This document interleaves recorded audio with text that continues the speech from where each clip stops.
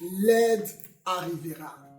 Je voudrais faire lecture du texte d'Ézéchiel, le chapitre 37, le verset 1 au verset 14, mais précisément le verset 1. La main de l'Éternel fut sur moi, et l'Éternel me transporta en esprit et me déposa dans le milieu d'une vallée remplie d'ossements. Amen. Les ossements desséchés qu'Ézéchiel a vus étaient les os des soldats allés en guerre et qui sont tombés au combat. C'est sûr que ces hommes ont fait face à une opposition farouche, une opposition plus grande qu'eux. Ils n'ont peut-être pas été en mesure de faire grandes choses pour se sortir de leur situation difficile. Mais le plus frappant, c'est qu'ils n'avaient personne pour leur venir en aide. Ils ont affronté ces batailles et sont morts sans recevoir aucune aide. Ils sont arrivés à un point où ils avaient un besoin urgent d'aide, mais il n'y avait personne pour leur venir en aide. Si seulement ces hommes de la vallée avaient reçu de l'aide à temps, ils seraient sortis vivants de la vallée.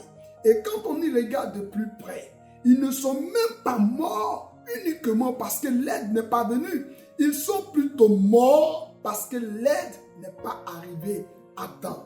Pendant que tu me dis Amen bien en commentaire, je déclare à ma qualité de serviteur de Dieu que l'aide divine de ta destinée arrivera, ne manquera pas certainement dans le nom précieux de Jésus-Christ. Qu'importe le besoin auquel tu fais face en ce moment, tu recevras de l'aide à temps par le nom précieux de Jésus-Christ de Nazareth. Tes bienfaiteurs divins arriveront à l'heure. Les femmes et les hommes que Dieu a positionnés pour te venir en aide seront juste là à temps.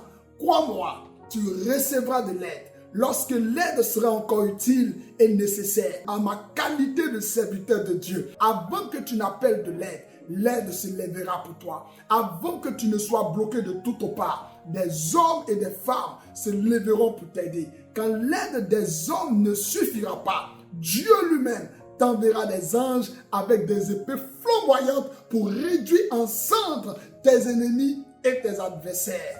Déclare avec moi ceci. Ô Éternel, que mes aides apparaissent et que mes empêcheurs disparaissent au nom puissant de Jésus-Christ de Nazareth. Je suis votre serviteur, le révérend Doxa. Si vous avez aimé, likez et partagez. Abonnez-vous à notre chaîne pour plus de contenu inspirant. Que Dieu vous bénisse. Shalom à vous.